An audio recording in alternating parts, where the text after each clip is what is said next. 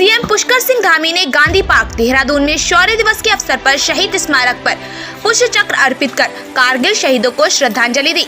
इस अवसर पर सीएम धामी के साथ सैनिक कल्याण मंत्री गणेश जोशी, मेयर सुनील उनियाल गामा, विधायक खजानदास जी मौजूद रहे। सीएम धामी ने इस अवसर पर कहा कि भारतीय सैनिकों ने कारगिल युद्ध में विपरीत परिस्थितियों में वीरता का परिचय देते हुए घुसपैठियों सीमा पार खदेड़ा। कारगिल युद्ध में देश की सीमाओं की रक्षा के लिए वीर सैनिकों के बलिदान को राष्ट्र हमेशा याद रखेगा। सीएम धामी ने कहा कि कारगिल युद्ध में बड़ी संख्या में उत्तराखंड के सपूतों ने देश की रक्षा के लिए अपने प्राणों की आहुति दी। राज्य सरकार सैनिकों, पूर्व सैनिकों और उनके परिजनों के कल्याण के लिए वचनबद्ध है। सीएम पुष्कर सिंह धामी ने इस अवसर पर घोषणा की, उत्तराखंड से द्वितीय विश्व युद्ध की वीरांगना और वेटरन की अब प्रतिमा पेंशन 8,000 रुपए से बढ़ाकर 10,000 रुपए दी जाएगी। इसका फायदा लगभग 800 परिवारों को मिलेगा। एनडीए, सीडीएस और उसके समकक्ष लिखित परीक्षा पास करने पर परिवार की आर्थिक स्थिति के आधार पर अभ्यर्थी को साक्षात्कार की तैयारी के लिए 50,000 रुपए की वित्तीय सहायता दी जाएगी। जल्दी सैनिकों और पूर्व सैनिकों के बच्चों की पढ़ाई के लिए हल्द्वानी में छात्रावास बनाया जाएगा। वीर नारी और वीरता पुरस्कार प्राप्त करता सैनिकों के सम्मान में गढ़वाल और कुमाऊं मंडल में सम्मान समारोह आयोजित किया जाएगा। सीएम धामी ने यह भी कहा कि आगामी 1 सितंबर से सैनिकों के सम्मान में प्रदेश में सैन्य सम्मान यात्रा भी शुरू की जाएगी।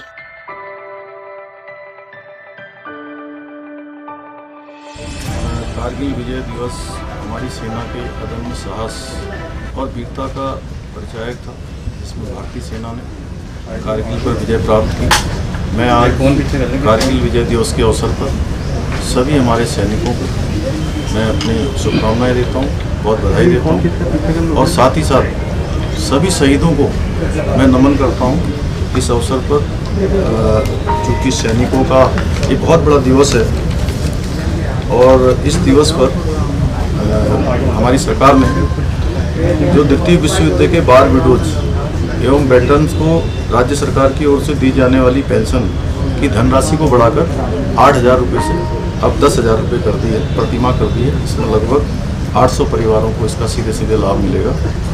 और ऐसे ही हमारे राज्य के ऐसे युवक और ऐसी युवतियाँ जो एनडीए और सीडीएस या समकक्ष उसके लिखित की परीक्षा में पास हो जाएंगे, उनको एसएसबी साक्षात्कार की तैयारी हेतु यानी कोचिंग उनके परिवार की आर्थिक स्थिति के आधार पर 50,000 रुपये की वित्तीय सहायता राज्य सरकार की तरफ से दी जाएगी। और इसके साथ साथ एक बहुत दिनों से एक प्रकरण हल्द्वानी में, चूँकि हमारे सैनिकों के, पूर्व सैनिकों के जो बच्चे हैं, उनके लिए वहाँ पर छात्रावास बनाने की लगातार मांग उठती रही है। तो वहाँ पर बहुत जल्द हम लोग हल्द्वानी में उनके पठन पाठन के लिए छात्रावास का निर्माण कराएगी सरकार।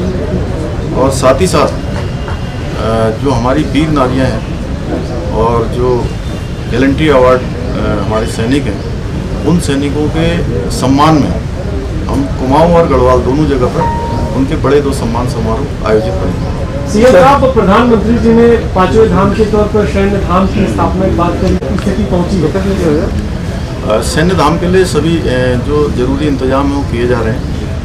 जमीन की नपाई वगैरह हो गई है और जल्दी ही सैन्य धाम को, और 1 सितंबर से हम लोग जो है सैन्य सम्मान यात्रा भी पूरे प्रदेश के अंदर निकालेंगे, जहाँ पर हम वीर नारियों को गैलेंट्री अवार्ड्स के जो हमारे शहादत जिनकी हुई है उनके परिजनों को, वीर नारियों को, उनके पारिवारिक जनों को, सभी को सम्मानित करेंगे। इसमें ताम्रपत्र से हम उनको सम्मानित